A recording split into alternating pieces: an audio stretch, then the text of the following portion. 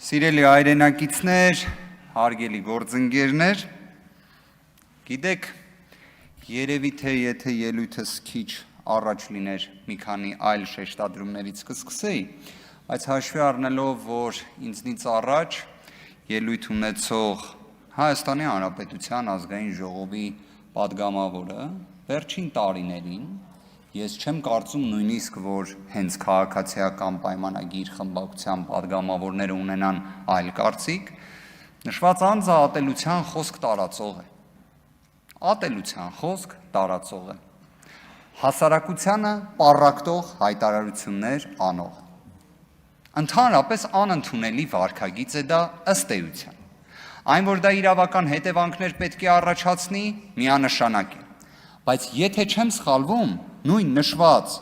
Հայաստանի Հանրապետության ազգային ժողովի падգամավորը մշտապես առնչվել է այնպիսի իրավիճակի հետ, որ հանդիսանում է սեփականատեր մի լրատվական կայքի, բայց որին հնարավորություն չի լինում նույնիսկ զրպարտության հայց ներկայացնելու, որովհետև քողարկում է իր սեփականատեր լինելը։ Ես առաջարկում եմ, որ մյուս ելույթը նշված Հայաստանի Հանրապետության ազգային ժողովի падգամավորը բացահայտի իր առնչությունը հայտնի ֆեյք մի կայքի հետ, հստակ արձանագրի իր առնչությունը դրա հետ եւ բացահայտի դրա դեմ իրավական գործիքակազմի իրացման մեխանիզմները։ Իդեպ, ես հիշում եմ, կարծես հենց երեկ էլ խոսքեր չէ գնում զրպարտության հայցերի եւ այլն, ձեր դեմ քանիցս կարելի է զրպարտության հայցեր ներկայացնել, բայց դուք բացահայտեք, որ դուք եք այդ կայքի սեփականատերը, դրա բոլոր բովանդակության պատասխանատուն։ Բայց նաեւ կարծում եմ ինչն է պետք հաշվի առնել։ Այս ամբիոնից եւ այս նիստերի դահլիճում գործում է հետեւյալ կանոնը. վիրավորական արտահայտությունները թույլատրելի չեն։ Վիրավորական արտահայտությունները թույլատրելի չեն։ Եկեք երրորդ անգամ ընդգծենք, վիրավորական արտահայտությունները թույլատրելի չեն։ Հիմա ուզում եմ հասկանամ ազգային ժողովի падգամավորը, որը օրինակ քաղաքացիական պայմանագիր խմբակցության падգամավորների ելույթների տրամաբանությամբ երդվել է ոտնկայս, օժներգի ժամանակ ձեռքը դրել է սրտին, բա ինչի համար այս տարական կարգը հնարավոր չի լինում պահպանել, առանց վիրավորական արտահայտությունի անձը եթե չի կարողանում քաղաքական խոսք ասել, ուրեմն ազգային ժողովում թող չլինի, կամ թող խոսք ասի առանց վիրավորական արտահայտությունների։ Հիմա իդեպ, երբ խոսում եք երդվելու արարողակարգից, ազգային ժողովի կանոնակարգ Սահմանադրական օրենքը գիտեք, որ փուլում է նախատեսում երդվելու գործողությունը։ Կոնկրետ գործողություն կա, որ նախորդում է երդվելու։ Դրանք են ամենայն հայոց կաթողիկոսի եւ հանրապետության նախագահի ողջունի ելույթներին են հաջորդում։ Հիմա մի բան կարող է ես եմ շփոթվում։ Օգոստոսի 2-ին ամենայն հայոց կաթողիկոս Գարեգին Բ. Վեհափառ հայրապետը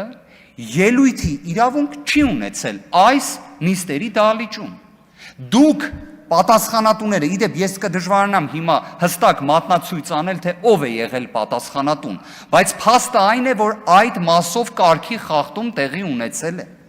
Այն, որ երդման, տեքստի, բովանդակության այդ կտորը իսկապես իրավական առումով,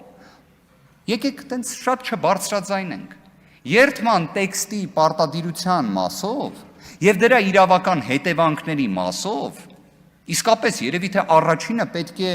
օրինակ Տիկին Ղազարյանը կամ երևի թե ազգային ժողովի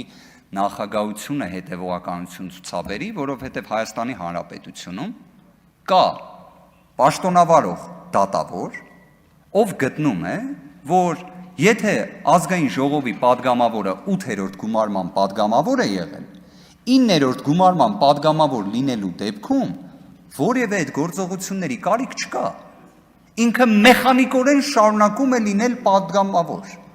Նշված դատավորը բացահայտեմ, դա Կարեն Վարխոյանն է։ Իդեպ նույն 2008 թվականի ժամանակահատվածում մենք առնվազն խոսել ենք մնացական Մարտիրոսյանի մասին, գաղտնազերծվել է մեկ կին դատավոր, որի անուն ազգանունը կպարզենք հնդացս, բայց նաև բացահայտենք Կարեն Վարխոյանին, որովհետև Արթուր Սարգսյանը այստեղ նստած չէ մեկ պատճառաբանությամբ, որ Կարեն Վարխոյանը գտնում է, որ եթե անձը 8-րդ գումարման падգամավոր է, падգամավորի տեխնացու է դառնում եւ կրկին ստանում է ժողովրդի քվե 9-րդ գումարման падգամավոր լինելու, դա ավտոմատ падգամավորի կարգավիճակի պահպանում է, շարունակական ինստիտուտ է։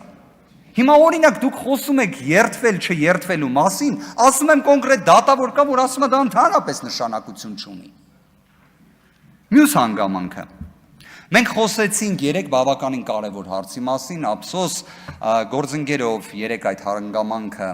ընդգծեց, մենք խոսում էինք, որ պետությունը էֆեկտիվ կառավարիչ չէ։ Պետական համակարգը էֆեկտիվ կառավարիչ չէ մասնավոր ընկերությունների կամ պետության կողմից, այսպես ասած, մասնաբաժին, փայ, այսպես ասած, ձեռք բերելու գործընթացը եվրոպական երկրներում ընդունված մոտեցում չէ եւ այլն, հակադարձում եղավ Շվեդիայի օրինակով։ Շվեդիայում իդեպ ոչ թե նոր է եղել, որ պետությունը մասնաբաժիններ է ձեռք բերում, այլ իրենց տնտեսական մոդելը այդ տրամաբանությունն է ունեցել ու վերջին տարիներին հետ են գնում այդ տրամաբանությունից, պետական կառավարումից հանձնելով մասնավորին։ Բայց ես որոշեցի իսկապես օգտագործել ժամանակակից գործիքները, հարցրեցինք արհեստական բանականությանը։ Շվեդիայում Ռոմանոս Պետրոսյանը կարող էր լինել օրինակ որևէ մի պետական մասնակցությամբ ընկերության կառավարիչ։ Պատասխանը ոչ թե այն տրամաբանությամբ էր, որ իհարկե երբեք ոչ, այլ այն տրամաբանությամբ, որ քանի որ վերջինս քաղաքական գործունեություն իրականացնող է, չի կարող լինել։ Հիմա այստեղ մենք գալիս ենք մի շատ հետաքրքիր իրավական հարցի։ Մենք պետք է ի վերջո խոսենք ապագայի տեսլականի մասին, չէ՞։ Հիմա պատկերացրեք, եթե մասնավոր ոլորտներում պետության կողմից մասնակցություն ունեցող դեպքերում կառավարիչներին լինեն իրական չափորոշիչներ։ Իրական, օրինակ, քաղաքական չեզոքությունից մինչև արհեստավարժության պահանջ, քաղաքական չեզոքությունից մինչև արհեստավարժության պահանջ։ Այդ դեպքում գիտեք, չէ՞, որ օրինակ Վահագն Հովակիմյանը չէր կարող լինել ԿԸՀ նախագահ, դրանից բխող բոլոր ստվերումով ընտրական գործընթացի վրա։ Կամ օրինակ Վլադիմիր Վարդանյանը չէր կարող սահմանադրական դատարանի դատավոր լինել։